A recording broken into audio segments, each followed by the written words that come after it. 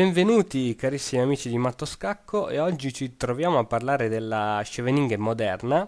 Ti ricordo che la Scheveningen è una dei rami della difesa siciliana, la difesa più adottata contro 1 e 4 C5.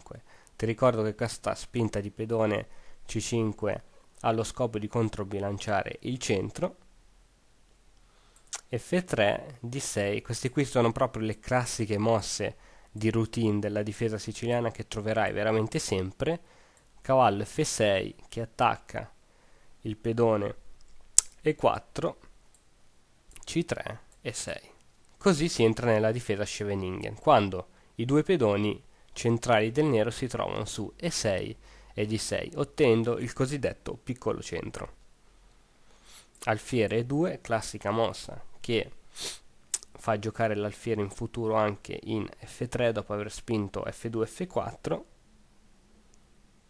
Ora cavallo C6 per creare pressione alla casa D4 e alla casa C5,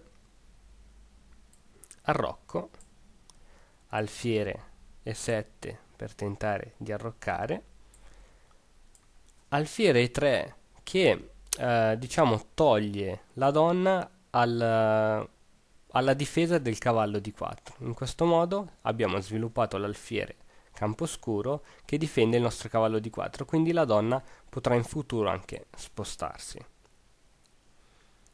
Ora arrocco del nero F4, ottenendo un potente controllo del centro e in futuro alfiere F3, e ora la Scheveningen moderna si ottiene con questa spinta.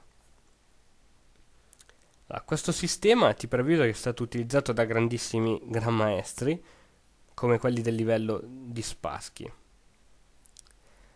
Il nero praticamente che cosa vuole fare con questa difesa? Da inizio le sue operazioni al centro senza preoccuparsi minimamente della debolezza che vi è nella casa di 5.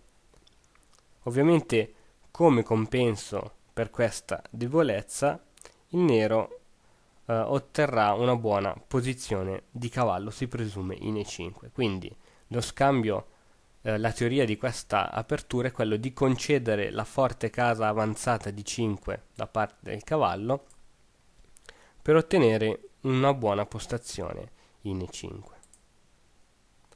Ok, ora che cosa succede? Dopo il cambio E per F4,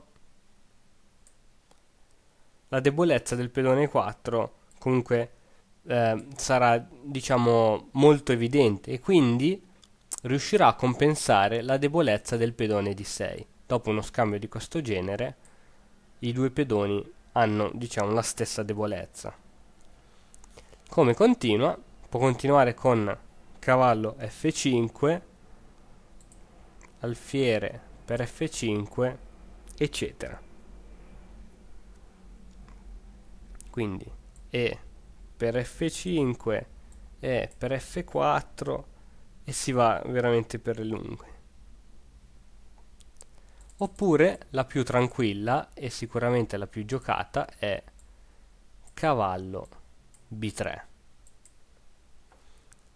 Il cavallo quindi si ritira in una buonissima posizione che riesce a controllare l'ala di donna, e ora è per F4, non permettendo così l'avanzata del pedone F4 F5.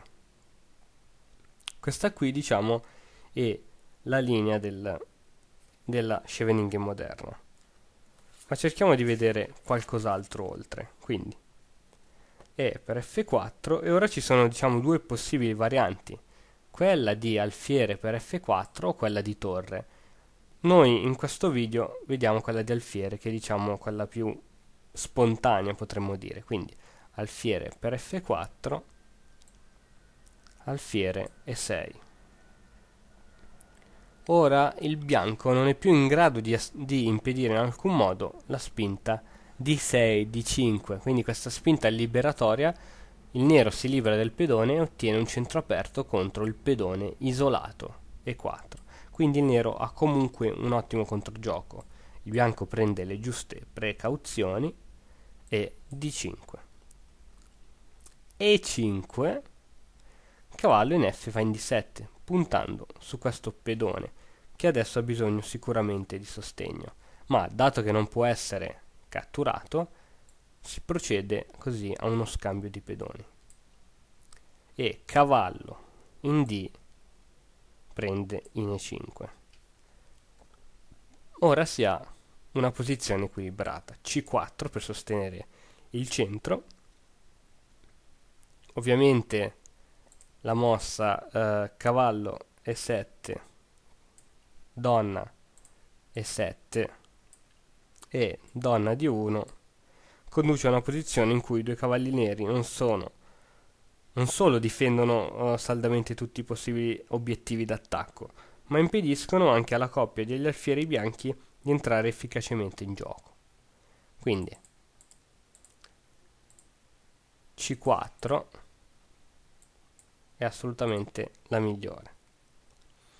Alfiere G5, tentando di far entrare la donna in gioco dopo un cambio, donna C1, il bianco non ci sta, alfiere F4 e ora sicuramente